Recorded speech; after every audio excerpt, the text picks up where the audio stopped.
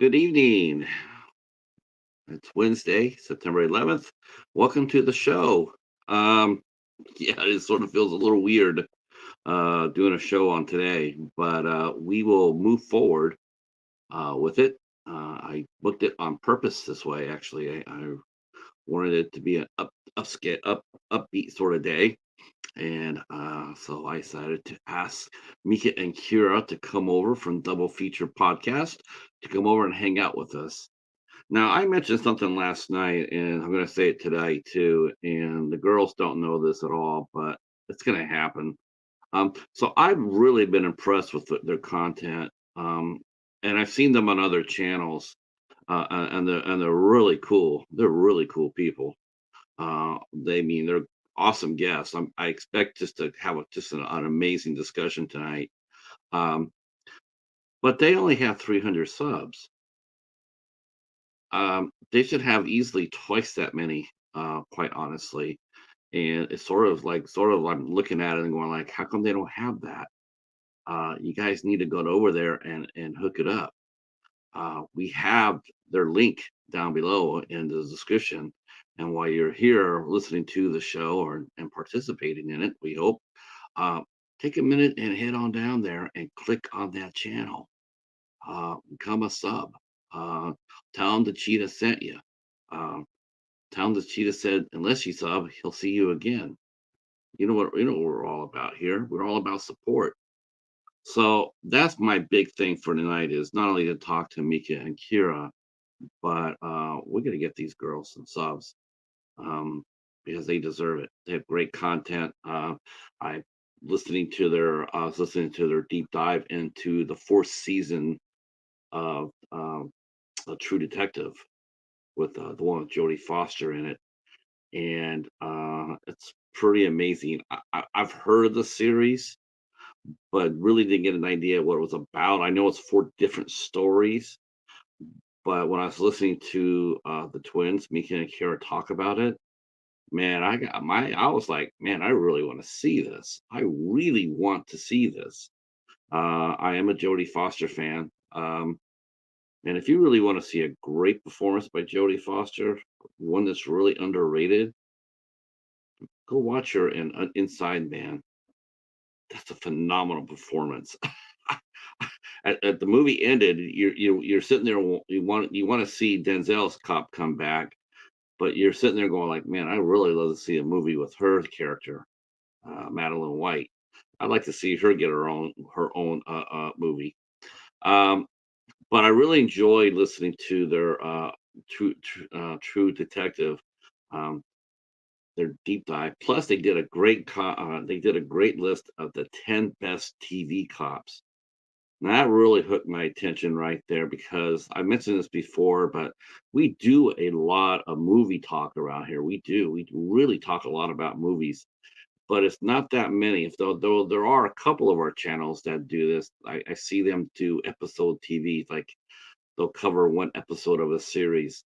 I've done that. I've done that with one. It's hard. It takes dedication to do that. Um, but as far as TV itself, I don't see very many reviews on TV shows at all. Network or any past, maybe because of the multiple seasons or whatnot. I don't know. Uh, but I love the playlist on the 10 best TV women TV cops. Because there's so many good ones out there. I mean, you really are. Just to make it 10, I was like, man, that's really impressive. And their list is spot on. I mean, I'm sitting there going like, yeah, I have nothing to say about that. That's brilliant. Um, I'm sitting here going like, I don't know what I could add to this, because you want to leave a comment, it's like, this is a great idea. It's a fantastic idea. I don't, what can I contribute to that? 'But it's like they already got the top 10. Like, going to Family Feud, and they doing the final feud, and, the first family member gets up there and nails all 5 number 1 answers and leaves you, like, 1 point from winning the whole thing. That's what it was like, watching, Mika and Kira's, Top Cop, women's top policeman, on TV. I was like, what can I add to this? Because these girls are on point. I did come up with one. One, me, I'm sitting there. Normally, you would think I'd be sitting over with a stack of books, like a stack of paper like this, going, "Oh yeah, this one, this one, this one." No, I only came up with one. um, Hi Sue, how are you? Hi Anthony. Anthony is here, doing good. I know you're going to the library tomorrow. Hi Betty. You are here tomorrow. Betty is here tomorrow. Of course, she was up today on her show um, with her bestie. Her and Erie Frog tore it up. And that was, I heard her say, "Oh no, this is way too long. This is the one of my episodes." And I'm going like, "What do you mean? It's only it's like it's over 2.5 hours long." But I'm going like, so what? Those two guys are fire together. They are fire. I love watching Betty and Frog chop it up on her channel. It's a lot of fun. It's a breath of fresh air, uh, for sure, for sure. So I hope that we have half the fun that Frog and Betty have on her show today on her channel tomorrow night. But we'll chop it up. We'll chop it up. We're gonna have some fun. Um, okay, it looks like yes, yes. That's why I don't do that anymore. I can't remember the last time. Well, I mean, guest wise, I can't remember the last time I went 2.5 hours just talking. I've been to a couple of hey, all right. Great Scorpion in the house. K-Man, how are you? Don't forget to hit the sub button, the like button, and share us out. The twins will be here momentarily, and we're chopping it up today. I'm telling you, we're gonna have a lot of fun. If you have not, subscribe to a double feature podcast. I'm gonna go ahead and just drop the link in there too. I have their link to their Instagram page pinned to the top of the interview, but I'm gonna go ahead and drop their channel here, unless someone has already beaten me to it. I don't know if they have or not. Nope, I'm going to here. So if you have not subscribed to the twins, please. They only have 302, and I'm telling you, that's just doesn't work for me. Um, yeah. So there's the twins. They have 302. I would love to see us get them to 310 by the time this interview is over. Seriously, I really would appreciate. I would be awesome if we can get them up to 310. And don't forget, if you do go over to their channel, I know some of you might not be able to have the time per se to watch and comment on a video, but if you do go over there, watch a video for at least 5 minutes or so, then leave your comment so your connection will stay. Well worth it too.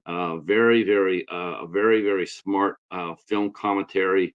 Um, right now they have their deep dive on True Detective. I think it's called Dark Country. It's the first time they subtitled the series. Um, let's see. Today is Betty's 266 day worth of shorts. I think I'll have to go grab the Cheetah or something and make a short out with him. He and I do that. I just wish their shorts were a little bit longer instead of just being a minute long. I wish they were like 2 minutes long, but that's YouTube. All right. The doorbell has rang, so you know what that means.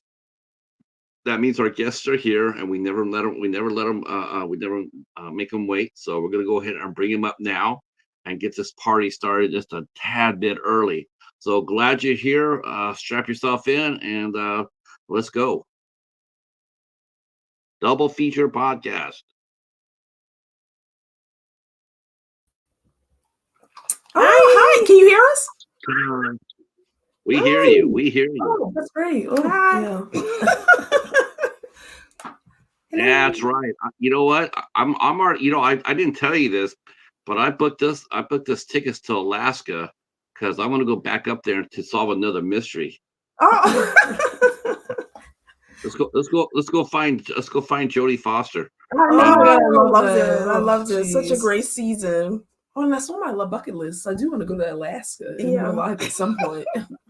But my bucket list is now I want to see the season of that show, because I was just sitting there listening to your deep dive and I'm going like, oh, you have to go back. Yeah, and start from season 1 if you haven't. Yeah, it was really good. Every season is a different story. every season's different. But I guess this season, I mean, it was really gripping.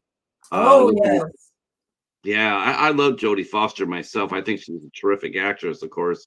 Epic. But the way you guys were describing it and going in depth on it, I was just hooked. I was like, this is great.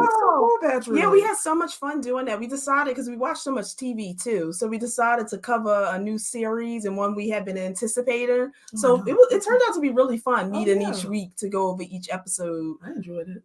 I know it was only 6 episodes. I know it's like more played out more like a mini series per se. But it still takes a lot of effort to go through a TV show, 6 episodes. It's daunting, and because trust me, I'm doing it now with my series on Dollar Theater. I'm covering the first 3 pilot films for the Murdoch Mysteries.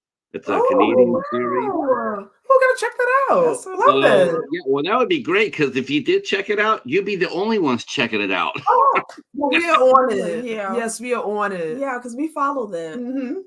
I had no idea. I got the movie. I got the series from the library, and I said I'm going to go ahead and cover all 3 of these pilot movies, because I watched the first one. I was hooked. I'm like, man, I love that. And see, like by you covering it though, you highlight underrated. I always say like you can bring attention to it. Yeah, like allow people to get interested in it. Oh no, we'll definitely check it out. That's what I liked about yours, because that list of top women cops. I was thinking, man, that was bloody brilliant. Oh yeah, we thought that would be so much fun, and we had so we much. Could have made it longer. We could have been there all day if we did like a full, like maybe top 20 top. You could easily do a top like 30, even 50. Yeah, and Patrick gave us one of your favorite Kira, Prom Suspect. I know. I was sitting there going like, what can I go ahead and what can I do to help out with this? Let me think if I can think of a character. And I'm looking at your list and going like, man, they're naming all the heavy hitters. What can I contribute? And then I go like, well, okay, I got one. Jane Tennyson from Prime Suspect. Oh my God, I love it. Yes. Oh, see, I love the Helen Mirren version. And then Maria Bello was so short-lived on NBC, that reboot. But I love Maria Bello equally. Yeah. You know what happened with that recommendation. I think what they did for that one was they premiered it on a Monday, and then moving it and burying it on a Friday. Friday is a death knell for TV. Oh, it is. It is.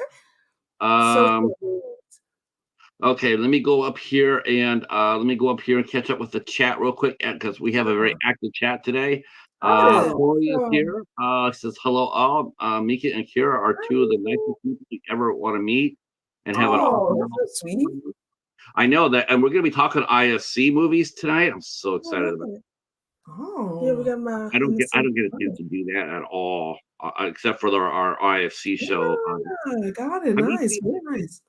You've been to our IFC show. I think I've seen you guys pop up for that. Yeah, I think I did. Did you do? I did pop into one. Yeah, because we've seen not all, but a few, and we have some of our favorites. Oh, our little standout ones. Yep. I can't wait to talk to you about that. Because that's my favorite. That's my favorite label. That's my favorite studio. Our friend Betty is here saying hello. Greg Scorpion is here, and he is. I gotta go check out his action. He's revamping his. He's a small business owner, and he works with metal. He's a metal worker, an amazing talent, metal sculptor. Let's see. Holland. Hi, Holland. How are you? Hi. Oh my God, I love Holland. Caveman says, do you want to mention David's GoFundMe? Oh, yes. That's a must. Oh my God, I need to share about that a little bit. And we're going to share it again tonight on our stories. Yes. And if you checked out our True Detective series, we did that with David from Faces for Radio. He joined us, I think, on the second episode. We were so blessed to have stay with us throughout the series we covered. But yeah, he's going through cancer right now, and the community has been sharing his GoFundMe page just to kind of help him out right now. And we asked that everyone, oh my God, he's such a beautiful spirit, such a great presence. We love him dearly. And anything that you can do to offer well wishes, and if it behooves you to actually provide financially even greater, we're trying to make it easy for him and his family. He deserves to kind of just focus on his treatment. I will definitely get the link from this GoFundMe. I will put it down below in the description box, and I will share it out on my community tab and my group on Facebook. So I will do to help out. Awesome. Great. Thank you. But I'm going to tell people over and over and over here. But if you have not subscribed to Double Feature Podcast with Meka and Kira, you are slipping. Too kind. Yes. And we'll be back with a vengeance for spooky season. Spooky season, October in full force. We've been working on so much content. We're excited about it. I dropped their link down here. I'm going to be dropping it throughout the interview. I know they have 302 as of today, but I would love to see them pop 310 before the end of the interview. So I know Corey can help me make that happen. Corey's like the elegant gentleman of the community. You know, so sweet. Yeah, I love Corey. I know. Hey Nanette, how are you? Glad you're here. Nanette. Love it. Oh, and Wilkie's saying that they talked about an IFC Midnight film together. What, you guys were talking about IFC and didn't include Us Knights? I wonder which one was that? Yes, it was probably the one you've been on. Yeah, I know. I popped in so many streams. Always I cannot wait. I know what my first questions were going to be, but I can't wait. I got to dive into this part right here. So tell us about the love for IFC movies. How what movies do you like? When did you? Oh my gosh, this is like so long. See, I was gonna start with I feel like this one is so underrated. Which one? Swallow. Okay. Oh yes. See, and this one I would consider to be. It's drama. They say horror drama, but a Swallow. This one doesn't get, in my opinion, a lot of attention. It follows. It came out in 2019, and it follows. Our main character has a pica. Yeah. And for people who don't know what that is, she eats objects that are not edible, like any object, whether that's glass. I know you guys. It's like a body horror. I would describe it as, but it's really like intriguing. You actually get to follow her through her psyche and like the dynamics she struggles with, and then in the same breath, it actually shows, without giving too much away, the toxicity in the relationship she has with her partner, and then not giving too much away what happens.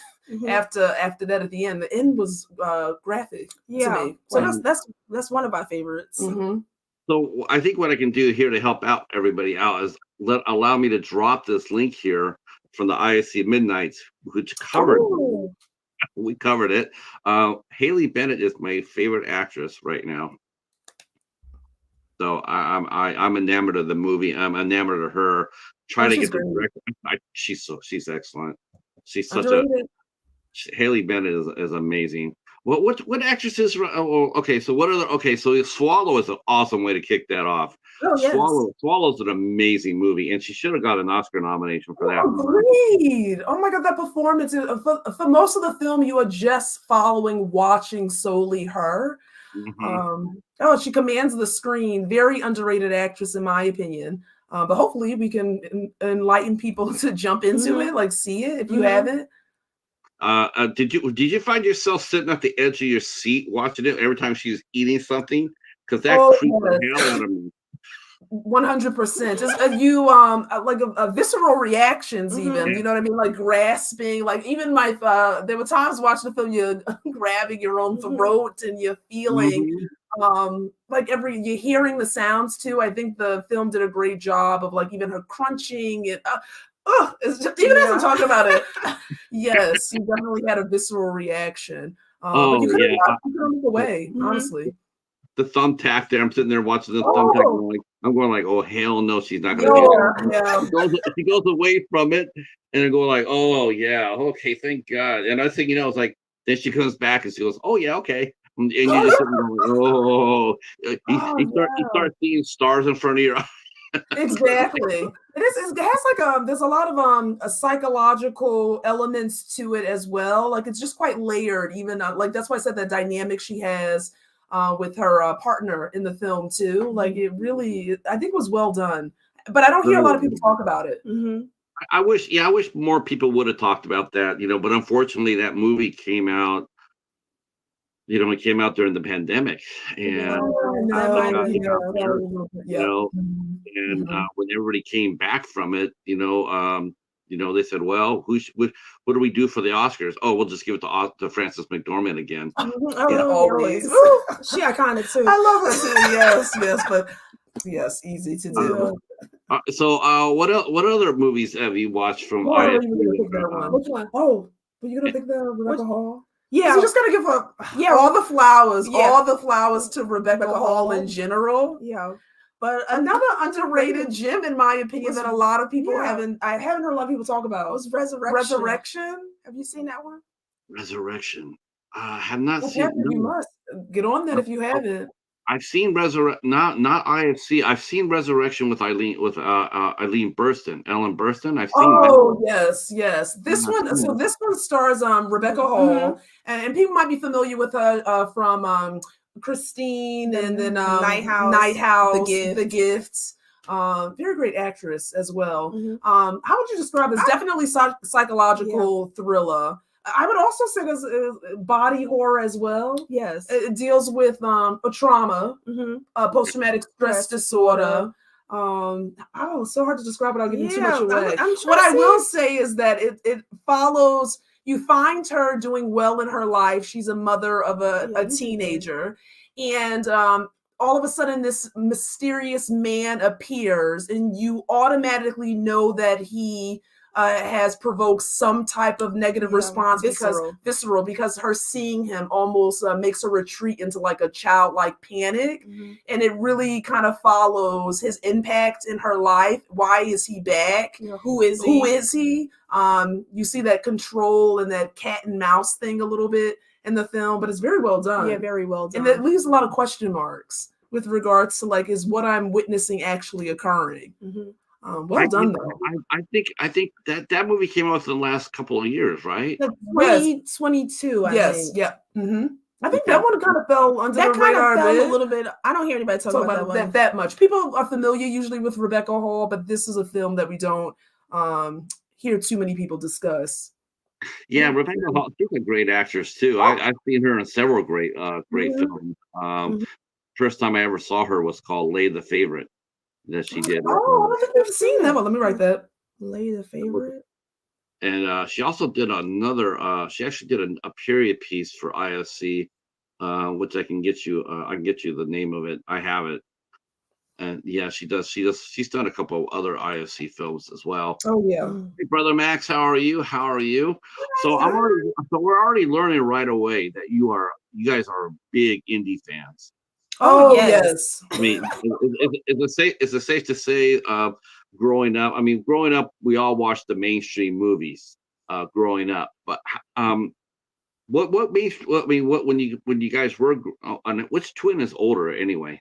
Oh, 1 minute. Me by 1 minute. Count. Mika by my opinion. By 1 minute. But she acts like she's the oldest. Well, I just feel like 1 minute doesn't count. But yes, we'll give you that. Yeah. For 1 minute, and she lords it over you, didn't she? Oh yeah, please. Yeah.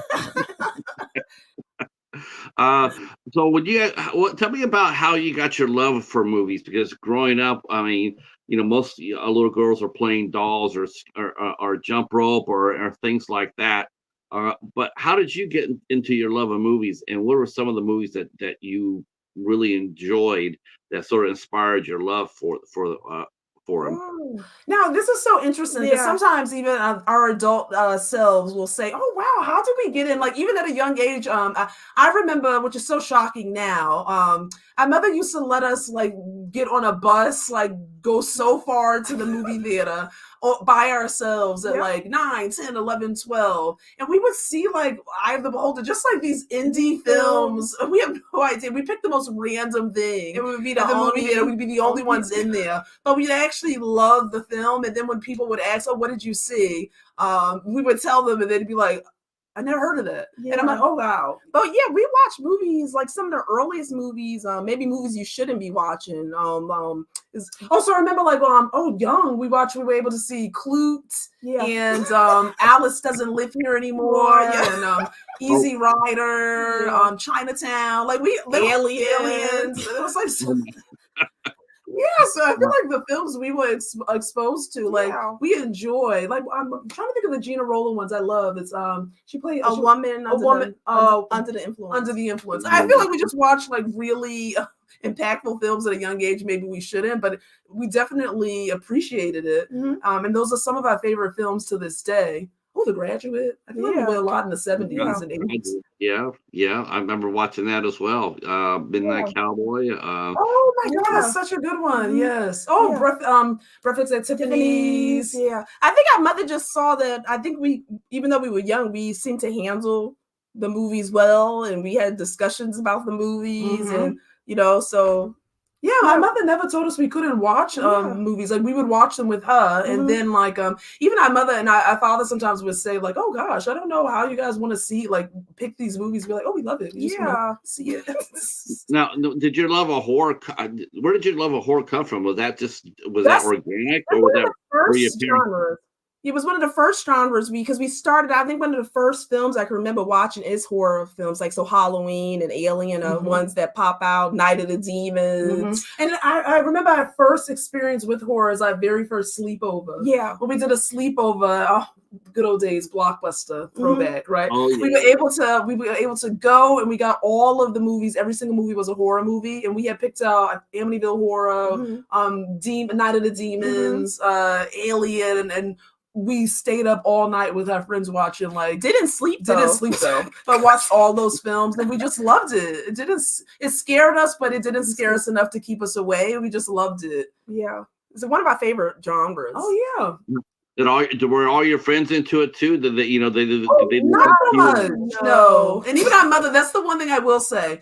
Our mother loves and appreciates our love of film. She does not understand how we just love horror. She doesn't like to be scared. She doesn't like things that go bump in the night. So that, I think, for her, it's like, I don't get it. And for I like physical media, and horror is the one I primarily collect. I feel like that's all I think that's all I collect for physical media. You do have a good collection of some criteria movies, but horror is what I primarily collect. Okay. Well, how many IFC movies do you have? Oh gosh, have you ever counted them? I don't even think you've counted them. No, because I think I would have to go through. Ooh, just a couple. I think some of my favorites, like Autopsy of Jane Doe, is one of our favorites. Great one. Yeah, that's like so good. Oh, The Vigil. I don't know if you saw that one. Yeah, we saw that one. That was well done. Watcher. Watcher. Oh my God, that's a newer one. I have not been able to find that one yet. That's the one I've been looking for that one, and I keep hoping that it'll come my way. I have not. I think they may even do like a newer version. Yeah, of that would deserve one in my opinion. Oh, love that. Yeah, that was actually a really good one. I'm waiting on I ordered a set for Late Night with the Devil. I really enjoyed that one. Oh yes, you loved it more than I did. Yeah. I did like it, but I didn't love it. I'm trying to find. Oh, go ahead, Patrick. What did you guys think of In a Violent Nature and that's one I still haven't seen. I haven't seen that one. What do you think, Patrick? Would you recommend it? I heard about it. I heard the weakness of it. They said that the weakness of it was they emphasized too much on the kills. Like, that's the marketing was too. It's like, wait till you see this kill, and it's like that's stuff that you see from Saw, or from Terrifier. You don't really get that from an IFC Midnight film. So the marketing was a little, I think it threw off a little people, and the story was lacking. But the good news is that they're going to make a sequel to it, and hopefully they'll emphasize more of a backstory for the character from the first movie, which would be once in a while they stumble. IFC stumbles. We don't ever talk about Cabin Fever remake on here. Oh yeah. I see. That's like a fun one we just could throw on. Yeah. We just couldn't do that one. But we did love the Maniac remake. Well, I should say most of us did. We actually had somebody who was doing the shows with us, our deep dive, and we picked Maniac to cover, and that was the end of that. Hey, we're gonna be covering this movie this month. Okay, you cover it yourself because I'm not coming back there. Wow. But it has photo in it. How scary could it be? But yeah, that happens. Now, what was the first movie that you guys were looking at each other going like, "Oh hell no," I'm heading over to hang out with mom for the night.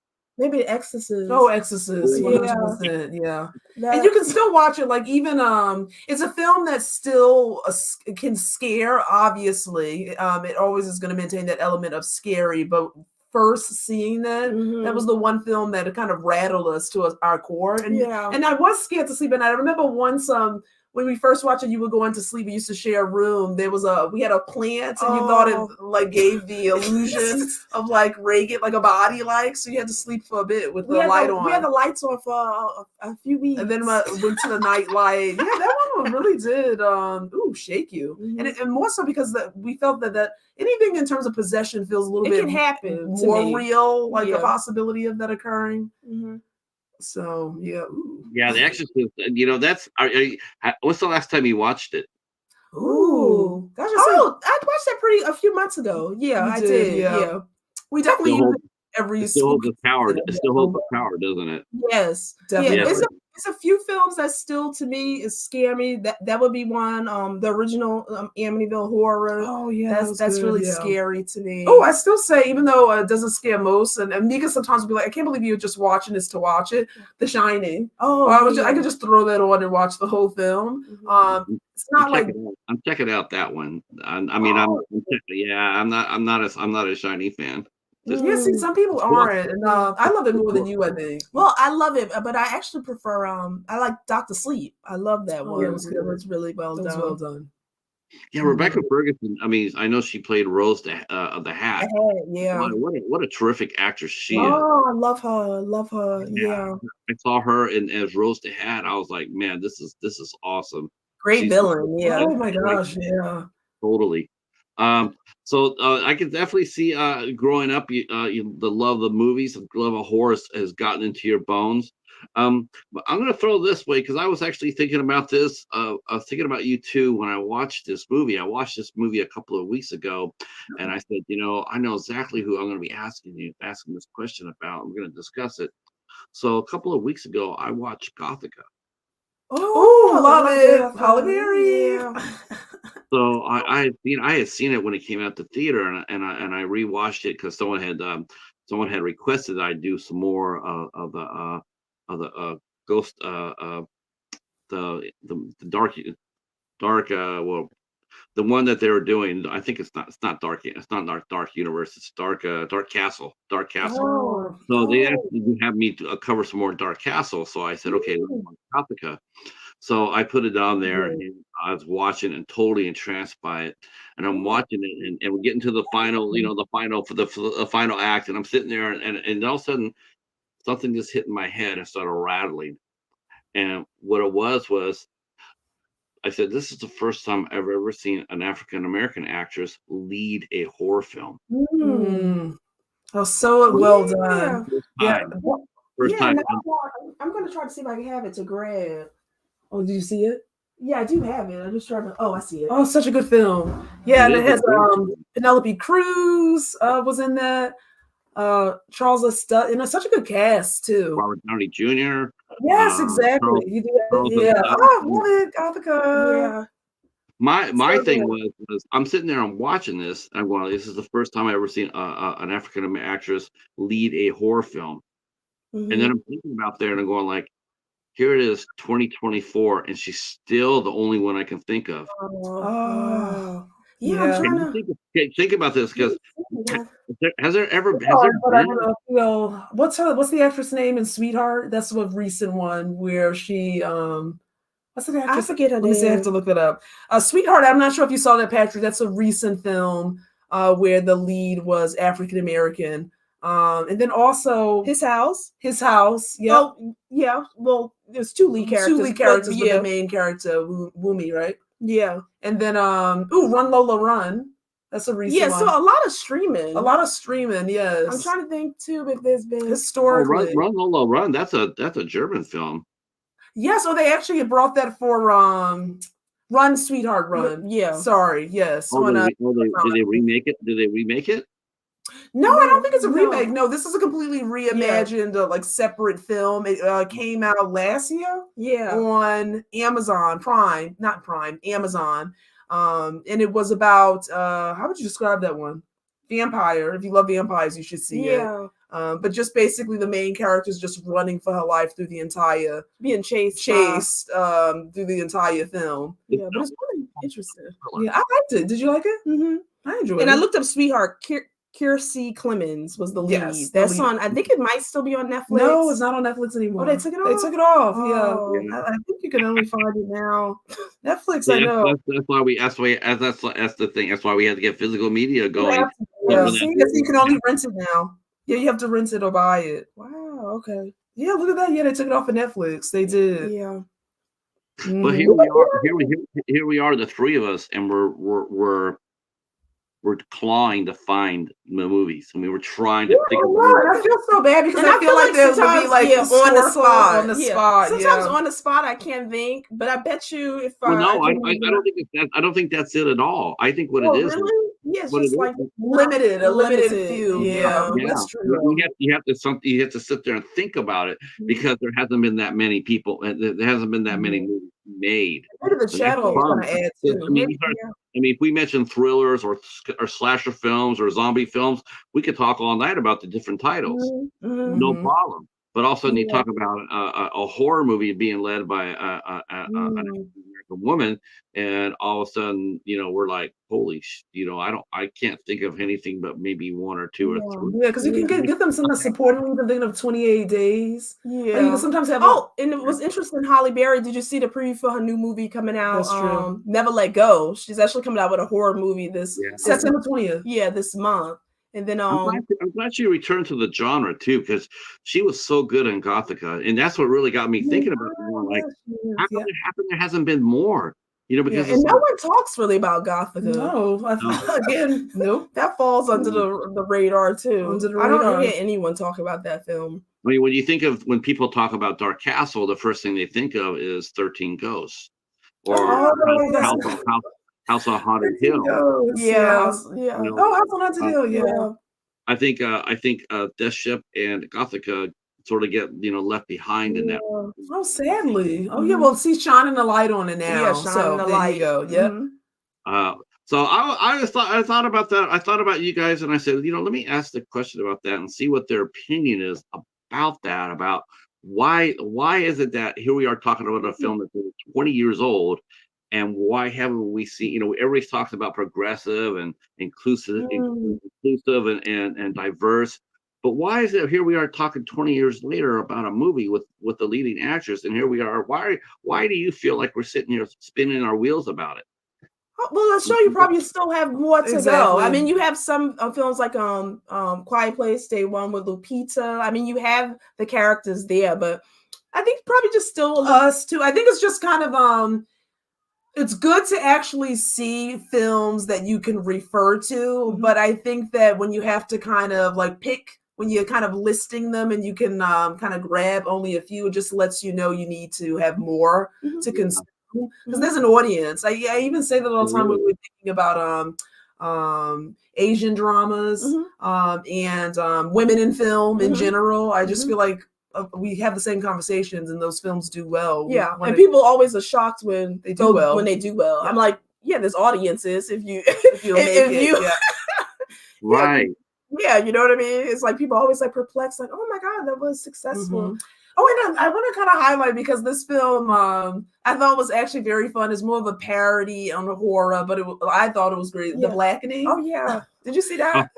I have a copy of that. I have not watched it yet. I did pick it up. Yeah. So that was actually enjoyable. I had a good time with that. It was funny more than anything, but I did love how they played. They put a group of Black people together who take well, they don't think it was going to be horror related, but like in the woods, and already starting off wrong in terms of like the tropes. Love how they play with it. They play with the tropes very funny in the film. That was good. Yeah, it did well. Yeah, one of my favorites. It's funny. I will say that is one good thing that has sort of happened a little bit more recently, and that is because you're right, it's a trope. But but luckily they've gotten away from it. Where the first person generally killed in a horror slasher has been exactly. And I think that's why Night of the Demons is one of our favorites because I can remember Raja. If you saw that film, Raja was the African American in the male in the film, but he survived. And that was like kind of even like made it. You know what I mean? Yeah. So they have the films. You have it where we they do really well, like Candyman. These horror films have been successful, so there's audiences for it. So I think we are seeing more. Yeah. What was the first movie that you watched where you saw someone like when you saw an African American actor in a horror film? What was the first movie that you remember seeing? Because I thought about that too, and I'm going like, man, what's the first time I can't, I'm remembering all the horror. That's so good. I'm gonna say Aliens. I got like in the very first Alien. Aliens. I'll say Night of the Living Dead. Yep. I loved Blackula. Abby. No one talks about Abby. Oh, Abby. You know what I mean? Yeah. That's a possession film, kind of in line with The Exorcist. Should we bring up Blackenstein, or should we just let that one go? Oh well, you bring it up. And then we have Scream, Blackula, Scream. Oh yeah. Oh, man, William Marshall. Shout out to William Marshall. Yeah. Two of the best vampire movies. Two of the best vampire movies. For sure. One of the best vampire movies ever made, in my opinion. Blackula. Candyman, Tony Todd. You know what I mean? So some great, I think horror. I was thinking about my character Parker because got to get my alien love. Oh yeah. And it's good to see when you see him in the lead because, like you said, a lot of times the supporting characters. But I think, like I said, you are having writers who are being privy to that, who are including, who more inclusive. Yeah. So I think that is coming about because, like I said, some of the films we mentioned, Sweetheart. His House. Get Out. I mean, that people don't talk about. Nope. And especially for women, Sweetheart, we would recommend. His House, we would recommend. Oh, His House is so underrated. And I think that one you can still find on Netflix. That's still on Netflix. Yes. So there are some. I like the idea of Octavia Spencer. She dipped her toe, and it was more of an ensemble cast. Oh, Ma. Yeah. Ma. Yeah. So let me drink a load. Yeah. So now that you see some, now it's more fun. I would think that once you start seeing, because I remember, for me it would be Night of the Living Dead. That was the first one. And it's really funny is that movie even to today, even though I've seen it like decades ago. Boy, that movie is like a handful of movies that really spark me. I mean, you want to get a discussion going about a movie because a lot of movies you just sit there and watch, and it's like, okay, what's next? But if you ever watch, you wouldn't want to talk about a movie, like turn it off and go out there and just talk about that movie. Boy, Night of the Living Dead still even today is. Like the social issues that it was tackling, and that's why, like I said, Romero was ahead. So good with that. Another one to me, Wes Craven, People Under the Stairs. The social commentary with that. Just kind of way ahead of their time. In terms of always been trying to enlighten and inform and educate. I think horror always does that. Horror does a good job of doing that. It doesn't always get the recognition it deserves, but it always has been kind of, I think, on the forefront of those social issues if you pay attention to it. Now, has there been movies that have split your opinions? Like Meka loves it, but Kira doesn't. Kira loves it, but Meka doesn't. Because I know there's got to be a few of those. What I will say is I think that's very rare for us. I'm being honest about it, but I do think that maybe a response we have sometimes is if we watch a film that like is extremely difficult to watch, we usually have the same response, like, oh, we have to stop, or we have to turn it off, or we have to take it in stages, so that we actually share. I'm thinking of films like Irreversible, Elle, The Sadness. Oh yeah. There's a couple of films that have stood out for us. Elephant, that was so like emotionally tasking and then jarring to bear witness to. We collectively stopped at the same time, had to step away, process. But we all usually like this. That's weird. Films that we have watched where I like it, you hate it. Not really. I can't even think of one. I'm trying to think. We kind of drawn to the same. You know what's funny? What I will say sometimes is like, you know how I can just turn on The Shining right now? I will say you're not going to sit there sometimes and like just pull the same film that I want to see and watch it, even though we both love The Shining. Yeah. Sometimes we're in the mood for a different film, even though we equally love it at different times. But yeah, we usually enjoy the same film. Yeah, that's right. Because even we didn't like thinking of one film that like Eye of the Beholder, for example. Yeah, we would watch that and we'd walk away sometimes and be like, yeah, it's the same responses. We'll have the same dialogue, thought-provoking questions. Yeah. Maybe it's like you're talking about the Eye of the Beholder with Ashton Gunn. Yeah. And Ewan McGregor, great movie. Yes. We would rewatch. I haven't heard anybody mention those movies. I'm sitting there. Mulholland Drive, like Memento. There's some like films that we watch and we have to rewatch them continuously, but it sparks conversation. Like we've never walked away from it differing in our thoughts or opinions. Really, could be a twin thing. Maybe. Let me catch up to the chat here because I'm falling behind here. Corey says, "Run, sweetheart, run!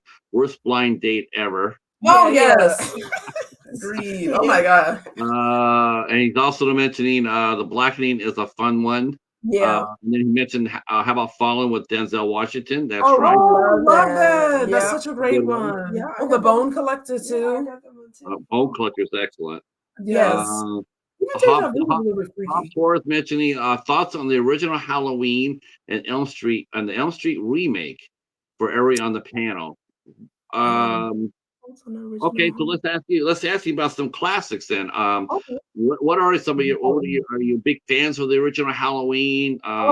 Did you like the Nightmare on Elm Street remake? Were you fans of that? Or are you fans of remakes in general? Well, I am, because I know I'm gonna.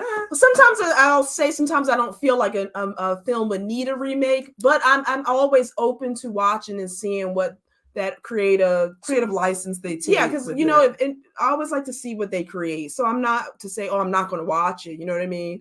We'll watch remakes. Meka knows the one. That's one thing I will say. I'm sorry, Patrick. Meka knows I don't like prequels. Yeah, she don't like prequels. Oh, me either. Thank you, Patrick. I don't like prequels either. I don't either. Prequels. They're the most. It's one of the most dumbest things ever. Thank you, Patrick. I agree. I'm sorry for the people in the chat.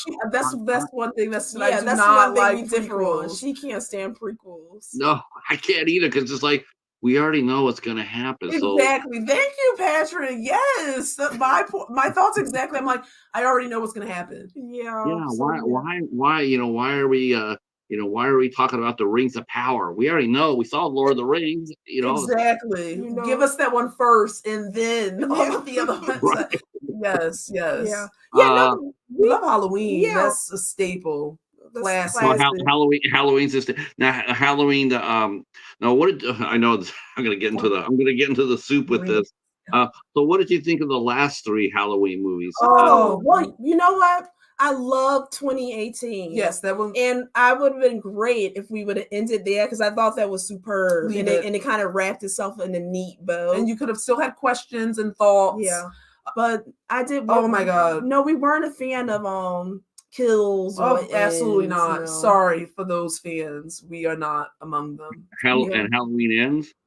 Oh no, but love 2018. We did love 2018. Yeah. Oh, I'm with you. I'm with you about both. I'm sitting there going like the first two Halloweens, they came back, they set up for a nice big ending that everybody could have won. I mean, they could have. I mean, it was. I can't really. I have never seen a movie that had the table laid out so easily for it. All we had to do was just connect dot A to dot B to and the guy Green dropped the ball. I mean, not only did he drop the ball, but he broke the ball. He did. And then when he was trying to pick up the ball, he ruined the Exorcist movie as well. Oh my God! Yeah, that was another. But oh my God! But you know what I am excited about? We love Mike Flanagan, and I can't wait to see what he does with the Exorcist because he's tackling that. So we'll see because he hasn't missed, in my opinion. I love him. So see, that's one that I am optimistic about, specifically because of his body of work. So I'm okay with his vision. I feel like confident in saying he'll give you something that you can devour and enjoy. Yeah. So we'll watch the remake. Yeah, we'll always give it a shot. No prequels for me. Now we're sorry, Hobbs is he says thoughts on the original Shining and the Lost Boy. Oh, do we have to? The Lost Boy. Yeah, we like the Lost Boys. Yeah, and the original Shining. Oh, I love it. Oh yeah. Oh, well, see, I already said that, you guys. I love The Shining. I could watch that any day. And we even like I love the miniseries too. Oh yes! Oh my God! I know. Short-lived. That was Rebecca De Mornay, right? Yeah, we love that too. The miniseries. Yeah, I actually got that. I have to watch that. I read the book when it came out. When it came out, I was one of the first. I was one of the first things I read. One of my first movies. I love the book. The book is amazing. Oh, the books are always so the miniseries did really well. Oh, I think so. And I think was it ABC? Yeah, and I remember watching that like a couple nights. So and you know, it's funny. The best movies that he's done, in a sense, have been on TV. Like, I agree. Oh yeah. Salem Slot, The Stand. Yeah, I love Standing as well. I totally had no problem watching The Stand. I thought the only thing I probably would have changed in the Stand the first one around was changing Nadine. Otherwise, that's the only thing I would have done differently. Yeah, but I love the miniseries. Yeah, Storm of the Century was good too. Yeah, that doesn't get talked about. Rose Red. Oh, Rose Red. I don't know how many people realize this, but Joe Bob Briggs actually played in The Stand. He played a police officer. Oh, really? Yeah, he did actually. Kathy Bates, who did Misery, she popped up as a radio announcer, but she didn't do it for any credit. Fun fact about Kathy Bates: we are eagerly awaiting Matlock, the reimagining with her starring in it. Yeah. But she said she announced yesterday this will be her final role. She will be done after this. She's paid her dues, and this will be her final homage. And maybe that might be a series. I know. Maybe we might cover that one. We'll see. She's bringing us prime time back. Interesting. I you know what? Most of the time, I'm not. When I hear that, it's like like prequels. It's like, are they going to reimagine Matlock? And I'm going like, but then you see who they put in the roles, and all of a sudden you're going like, I'm going to give this one a crack. I'll give it a shot because let's see how they play it. Exactly. The first one was fun to watch. It was very, let's be honest with you. The first Matlock was pretty damn vanilla. I think they still show it. Columbo. You can still watch Matlock. Yeah, you can still watch it. You can still watch The Prime Suspects. Yeah. See, you guys can talk TV as well, which is amazing. Because I love this. Because Columbo was great. Columbo was great. Did you Hunter? Does anybody remember Hunter? Loved Hunter. Yeah. We still watch Fred Dyer. Oh yeah. Yeah. We still sometimes we rotate the shows we go to sleep with. So right now I'm on my Designing Women. Oh, and then sometimes I go to sleep every night. Then there'll be Chips. Yeah. So we always rotate a series or like Angels. Yeah. We just love it. It's awesome. Now, how do you guys? Do you guys share your collection together, or do you have your own separate section for your collections? No, it's very interesting. I think we've never kind of said like yours, mine. We kind of just put everything together in ABCD order, but we do keep them separate in terms of categories. So horror is independently on its own, and then of course I have my 70s cinema. Like, so we try to kind of narrow it just based black off cinema. Yeah, black cinema. Oh, Yeah, we try to don't keep get me it going on the 70s. Oh yeah, I'm a big fan. And we got really into we building now our criterions. We really got into that too. Yes. So they have a lot of we recently picked up Claudine. A few we got your Fast Times at Ridgemont. Just a couple of. I love their collection. They have like so many great movies. Oh gosh, how many criterions? Where do you get your criterions at? And how many? I think right now we have like at least over 20 something. I think I counted last time was like 35. Oh wow! Yeah. Okay. So we just So we said we might do a stream. Oh yeah, just kind of show maybe what we have thus far. Yeah. Well, holla at a brother, and I'll jump in. I got a small collection over here too. Okay, so look at that. So we already have it in our head now. Now, where do you get yours at? How do you go? How do you do movie shopping? Are you boutique ballas, which means you go to all the. So we do a combination. So for the criterions, we'll do the Barnes and Nobles, or we'll do online. A lot of boutiques, like I love Second Sight, like for horror. So I like a lot of boutique stuff for horror, depending on the movie. Because one thing for me is everything I own, I only buy it if I like it. Exactly. So I don't buy anything if I watch blind buys. We don't do films. We don't do blind buys. I don't do blind buys. I only put something in my collection that I like. I don't buy anything just to buy it. It has to be a film that I really enjoy. Yeah. When it comes down to boutique shopping, you're absolutely right. But I'm hearing there might be some budget ballad in there too. Now, do you guys go out this one is very dangerous. Like, I am more fiscally responsible in terms of like, yeah, I just love. So for some of the horror, especially Second Sight, they just have I pulled one. She's dangerous over here, Patrick. Recent one I just got was like, I got this your next one. I just love it. Do you have to grab her and like, no, we're gonna go shopping. We're gonna go to some of the thrift stores. We're gonna go some. Yeah. I just have to reel her in a bit. I'll say, you don't have to get 6. How about get 1 for now? And then you can always, but our mindset is, which I understand too, is you have to get some things while you can, because there's no guarantee it'll still be there. And that's usually just for horror. The only thing with horror sometimes is if you want a certain item, they can just go. They go very quickly. And they can be gone. But I'm working more on like freedoms when, like, for example, it was easy for me to find like The Graduate, Clue. Films that I think that more people should be fighting for, but like I understand horror, they just go so quickly. And I just love some boutiques like Second Sight. They just do beautiful. They do. The box sets are nice. And it's stunning. Yes, I love them. And then anything like Halloween. Sometimes I love Halloween or Alien. So you get multiple sets. So now, is it hard? I mean, do you find yourself going more and more boutique-y? Or do you because it can be addictive. I've seen people come out there and they'll hit those sales and they'll come back. I got my haul video. I got my, next thing you know, there's like $400, $500 worth of movies. Yeah. And it can be like Kira said, I have to reel myself in. But because for October, I kind of lost my mind. But because October has so many good things coming, so I have a lot of stuff coming. And you haven't really though. But the interesting thing about your collection is like I don't think you've ever done like a full rundown of what you own. No. Like so she's never done like a full even rundown on like the sets you've bought, but like you got quite a bit, I will say. Yeah. But she do a good job with reeling me in. 3 favorite words whenever I go on somebody's stream like this, and that is movie room tour. Oh, that's how we got it too. He created like there's a whole media room. Like I kid you not, everyone that we look like we do have a movie theater. I'm building it. It looks beautiful. It's beautiful. I'm putting it together. It's a small. I told her this is content though. She could actually show people. She should share like what she's done. Well, I had put a little pictures on Instagram, but I'm working it. She gave me. We have a space downstairs. It's not a big room. But I kind of been making that into like a cinema room, like with my recliners and my movie posters. Snacks. What's a snack of choice when we're watching a movie? Like Whoppers. Gotta have Whoppers. Gotta have Sour Patch. Sour Patch watermelon. Popcorn movie theater butter. Twizzlers.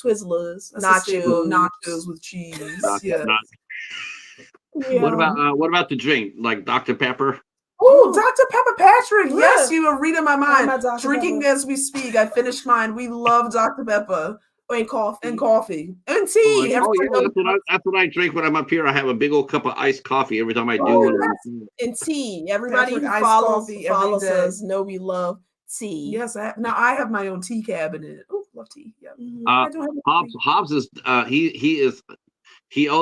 gonna ask this question. Hobbs is asking, but I keep on riding him about giving us a movie room tour at his new place. We need a movie room tour from Hobbs Horror. But he wants to know this. What's your favorite Friday the 13th movie? Oh, for me, it's the first one. Yeah. And again, it's just because I'm so fond to the original. Now, Meka knows this. Again, with Friday the 13th, I've watched them all. There's a period where the films just gets crazier and crazier to me. So I enjoy the first three the most, but the original part one, the first one is my favorite. And we're actually thinking about, because I haven't do a rewatch. I haven't seen those in so long. I've rewatched them so many times. I would love it. Are you guys gonna break it down? Oh, yeah, we could. That would be fun. We need to make that happen. We need a double feature breakdown of Friday the 13th. We gotta make that. That would be funny, yeah. Maybe, because we should actually not tell each other and just like each rank. That would be fun, yeah. That might be cool. Yeah, we've been thinking about that. Maybe we do that. Now, which one's your least favorite?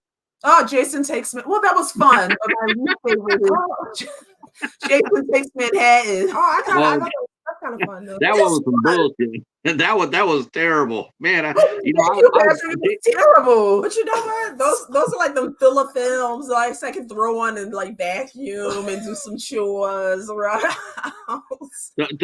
I mean, it's just. I think you look for the good in it, and the good of it to me is like, well, it was cool seeing Kelly Hu in her first role because it's like you look at her, and you're thinking about Jason. You're going like, dude, you're so lucky you got to kill her now because another couple of years. But see, to me, a bad film is really bad. Maybe we will look at maybe doing that, like it would be fun. A rewatch of all of them and maybe breaking them down a little bit. I'm thinking it's a good thing he killed her now in that movie because I'm going like in a couple of years now she's gonna be Lady Deathstrike and she's gonna kill you. She's gonna kill you like 26 different ways. But the one I like, my favorite one, I think the first four are the best. They're the first four. Yes, I will give you that.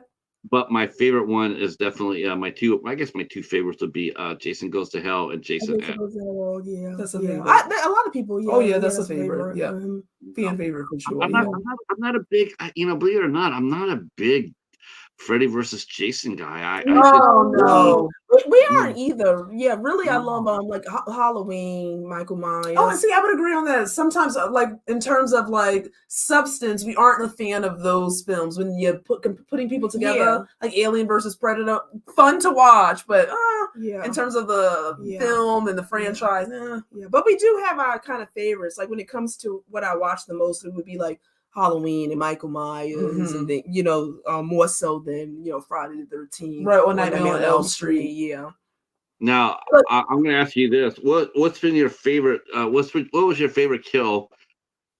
I'm going to do it twice. I'm going to do it this way because I have a feeling you already know it, but I'm going to ask you anyway. What's your favorite kill in Friday the 13th, the franchise, and what's the one that stopped you cold? Like you're going like, oh shit, like. Oh, well, in part 2, oh my God, the wheelchair, the character that he killed who was disabled in the wheelchair, he showed absolutely no mercy. And like the axe to the head and him down the stairs, to me, that was like hardcore. Then, Kevin Bacon, the scene in the bed. Look at Kevin Bacon. I love him. With the arrow through the throat. Yeah. Oh gosh. Yeah. So many scenes. Yeah. Oh, and even I'm thinking of the arrow. So it's the first film with the bow and arrows. Oh, yeah. Oh, right. Holland says the bacon skewer. Oh, bacon skewer. Oh my God, I love that. That's hilarious. Bacon skewer. Oh, that's a good one. I love that. Bacon That's skewer. So funny. That's funny. That's funny. Yeah, I like that bacon skewer. Now, which of the what now as far as horror franchises go, I mean, we're talking about horror franchises, and is there another movie you wanted to mention me? Money to mention Hobbs. Let's see. I got a comment here about I found a copy of Dark Crystal, the Dark Crystal, Jim Henson's movie. Oh, I've not seen that in years. Yeah, and I just saw they just got I saw a box set too that's coming out. Oh, there we go. Gonna buy it. Oh no, I'm not gonna get it. I'm not gonna get it. Well, let me help you out. I got my copy on my DVD copy for 25 cents. Wow. Oh wow! Okay, so maybe you can get the box set. That's great. Oh yeah, no, I don't think I'll get that one, but yeah, but I would love to read because we haven't seen that in a long. Oh my god, it's been a minute. I haven't seen it forever either. Yeah, oh my god, well definitely have to rewatch that. Dark Crystal is he grew up on that. Yes, that's Jim Henson. That was his first movie that he made for an adult audience. One. Watch that. No, we're talking about a lot of these horror franchises, classic horror franchises. But if you could reboot, I mean, swipe off everybody's, slate clean, all the franchises. Ooh, geez. What three would you guys bring back first? What three would you bring back? Wipe the slate clean. Oh, I don't like that. Well, okay. Now, see, that would be hard because hear me out here. Yeah. With each franchise, there have been films of each that we love. And so if I had to wipe the slate clean, it would literally be the later half. If that makes sense. So think about Halloween, right? Oh, okay. Half of the films would be gone for me. So I would be like 1, 2. Season of the Witch, I don't know. I feel like I would skip that one. There's something I would take out and wipe the slate clean and just kind of either narrow it down to like maybe the top 4 out of the entire franchise. I was thinking of 3 franchises would you bring back if you could. Hellraiser. But I enjoyed Hellraiser. See, that's tough for me because I really wouldn't wipe this. I don't have any I would wipe the slate. But you're right. I mean, you got to wipe off Hellraiser. Hellraiser is sort of what the hell. Okay, you could have a lot of reimaginings there. I don't think I'd touch it. Oh, okay. I'll say Hellraiser. See, maybe we different. Yes, because I just feel like that's definitely a franchise where it would be awesome to see a reimagining of it because I think you could do so many different story arcs with it. And I say don't touch it. Okay. I love the first movie. The first movie was dope, but man, the second one is one of the most disappointing movies I've ever watched. I got one. What? 100%. Jeepers Creepers. Yeah, different director. Like the first one was good, but different director. Like a whole, you have an opportunity to really reimagine that series and give him the credit. I thought the second one was quite strong too, though. Yeah, that was good too. But the bus, I love the school bus. Yeah, but because of the controversy, let's give it a fresh new. I feel like that one deserves. Yeah, because I would love to see more of the Creeper done well. Mm-hmm. You could have given us. I feel like there's a lot more that could be done. Mm-hmm. And oh my god, that part, please! I just feel like 1 and 2 I do love. Yeah, one is the ending of 1 is unforgettable. That was one that was like holy crow. I know. And then that's a film that Mika will tell you. I've seen part 1 so many times. Yeah, I loved it. I literally did enjoy that. Yeah, people don't think about Justin Long. When they think about Justin Long, you think of him as a comic, romantic lead, romantic comedies, and all that other stuff. Tall, geeky guy or whatnot. Yeah. But he's actually done quite a bit of horror. Oh yeah, look at Barbarian. Like there's a couple of most recent things, but he's Drag Me to Hell. Exactly. Yeah. He's been in some horror. Yeah. So I think Jeepers Creepers, for sure. I don't know if we could. I don't think we could improve on Drag Me to Hell because that movie. That was well done. I love that. Yeah. Perfect ending. I agree. It was probably the only time in a theater where they showed the ending of the movie and where everybody's going like, "Oh no!" And then you hear this one guy in the back going like, "Hell yeah, burn the bitch!" Really? I know.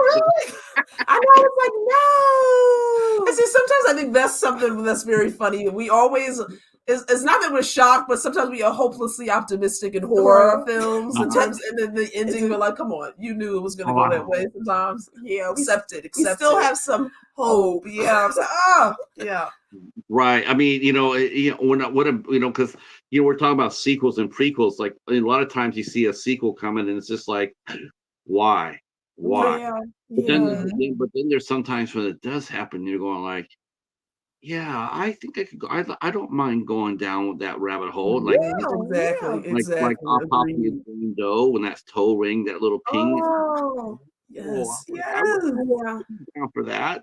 But not every horror movie deserves a sequel. Oh, no. I mean, sometimes we'll check it out, but yeah, sometimes I feel like you can just leave it alone because it's just done so well. But then sometimes you have like I said, our favorite is Alien, and that's Aliens. You know what I mean? That's like one of the best. And see, even you see how I am with that in terms of just like even like the first two, Chef's Kiss. If you didn't do anything else, perfection. So yeah.